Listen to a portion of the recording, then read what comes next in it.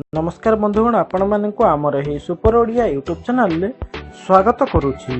बंधुगण, आमे समस्त प्रायतः पुरुष मानक बाटर देखि थाउ जे एक सुंदर नारी को देखिबा माते सर्वप्रथम सेमानक आखि महिलांकर स्तन उपरे थाए एवं एही प्रश्न प्रत्येक महिला एवं पुरुष मानक मन रे उंकी उठी जे काहेकि कौनसी पुरुष प्रथम महिलांकर छाती आड़ को ही चाहि थांती। यह पछर कारण कौन?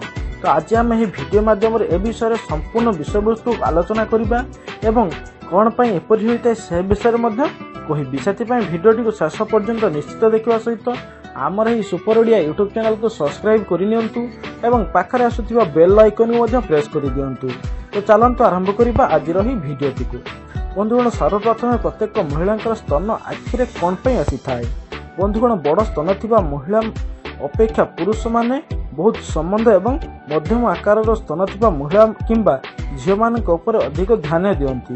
तबे विशेषज्ञ मानक मतरे प्रत्येक महिला को देखिबा परे मनुष्य मानकर नर्व रे एक प्रकार ऊर्जा सृष्टि होइताए, जहा तांकु नजर को महिला मानकर स्तन ऊपर को नहीं जाइताए।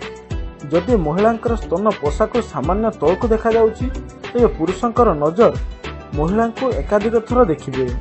सर्वेक्षण जना पड़िछि जे जौन समय रे स्तनर एक गुरुत्वपूर्ण भूमिका रही, तेणु सबुबले पुरुष माने एही अंग को देखिबा पई पसंद करिथांती।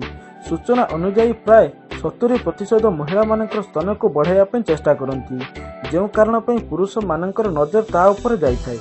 सर्वेक्षण जना पड़िछि जे छोट स्तन थिबा महिला मानक अपेक्षा बड़ स्तन थिबा महिला माने निजर साथी मानक ऊपर अधिक संतुष्ट दैथांती।